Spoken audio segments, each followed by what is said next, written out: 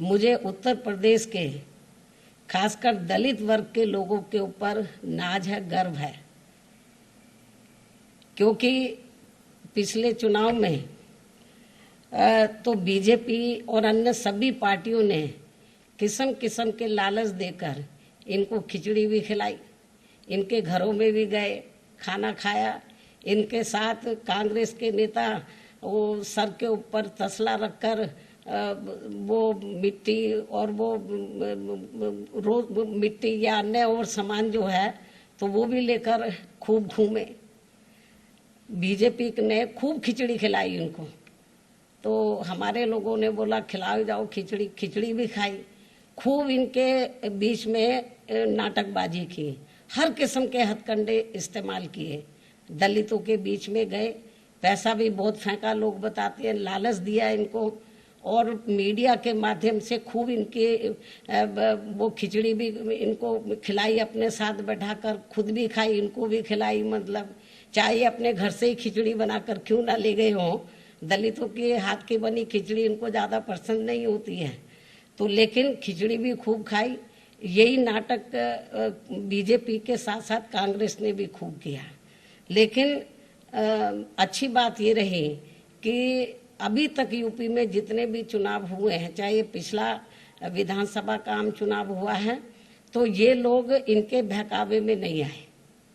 BJP के, कांग्रेस के, अन्य किसी भी पार्टी के बहकावे में नहीं आए और एक तरफा अपना वोट इन्होंने बहुजन समाज पार्टी को दिया।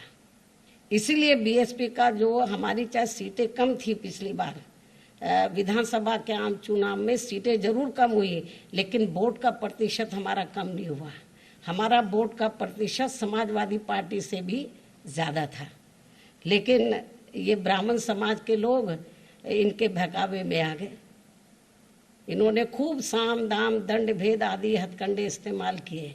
इनके बहकावे में आकर तो बीजेपी को एक तरफा अपना वोट दिया और इनकी 5 साल के लिए सरकार बनाई।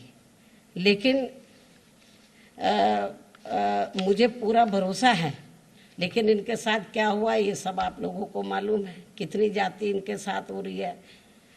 लेकिन मुझे पूरा भरोसा है कि अब ये ब्राह्मण समाज के लोग इस पार्टी को, यानी कि भारतीय जनता पार्टी को अपना वोट देकर वे आगे इनकी सरकार बनाकर इनको अपना, ये जो भी पिछला चुनाव हुआ, मुझे पूरा भरोसा है कि अब ये ब्राह्मण समाज के लोग जो इन्होंने पिछले चुनाव में इनको इनके बहकावे में आकर अपना वोट देकर इनकी सरकार बना दी थी पूरे 5 साल के लिए, अब वो पछता रहे हैं। लेकिन अब मुझे पूरा भरोसा है कि अब ये लोग इनके किसी भी प्रकार के बहकावे में नहीं आएंगे। ऐसे में लेकिन फिर भी ये लोग फिर हथकंडे इस्तेमाल करेंगे, बीजेपी के लोग, इनको गुमराह करने के लिए, ताकि ये वोट बीजेपी के पास बना रहे ब्राह्मण समाज का। फिर किस्म किस्म के हथकंडे इस्तेमाल करेंगे। तो ऐसे में अब इस समाज को, खासकर ब्राह्मण समाज को, फिर से ये जागरूक करने के लिए कि प्रदेश में अन्य सभी समाज के साथ साथ इनका भी हित हर मामले में, हर स्तर पर बीएसपी व इस पार्टी की सरकार में ही केवल सुरक्षित रह सकता है।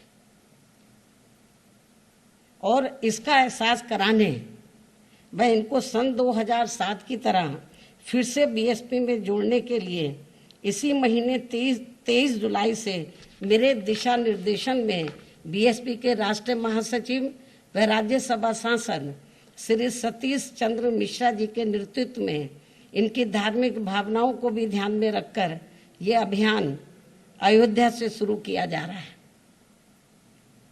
मुझे पूरी उम्मीद है कि यूपी के ब्राह्मण समाज के लोग अपने मान सम्मान व सुरक्षा तथा अपनी तरक्की आदि के लिए फिर से बीएसपी से जुड़कर इस बार अपनी सर्व समाज की लोकप्रिय सरकार जरूर बनाएंगे। और इस बार ये लोग भारतीय जनता पार्टी के किसी भी बहकावे में नहीं आएंगे, किसी भी हथकंडे के बहकावे में नहीं आएंगे, बल्कि दलितों की तरह ये अटल रहेंगे। और अटल रहकर जैसे सन 2007 में इन्होंने हमारी बात को माना और बीएसपी के साथ जुड़े हमारी सरकार बनाने में पूरा इन्होंने सहयोग दिया, वोट भी दिया, तन मन धन से पूरा। लेकिन हमारी सरकार जब बनी तो हमने इनके हितों का हर मामले में, हर स्तर पर पूरा ध्यान रखा। लेकिन अब वो पछता रहे हैं, इनके बहकावे में आ गए। दलित लोग इनके बहकावे में नहीं आए तो बहुत इन्होंने हथकंडे इस्तेमाल किए, कितनी यात्राएं निकाली इन्होंने, तो रथ भी कई निकाले इन्होंने, बहुत नाटकबाजी की।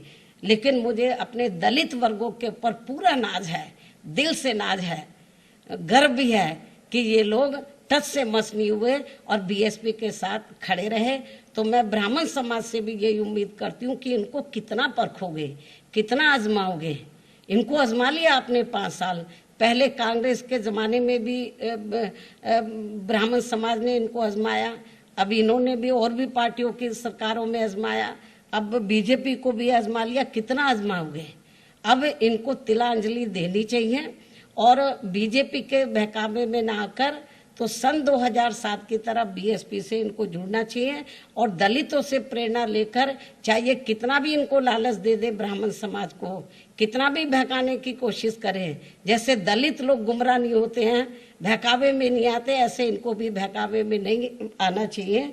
इस उम्मीद के साथ ही अब मैं अपनी बात यही समाप्त करती हूँ। धन्यवाद।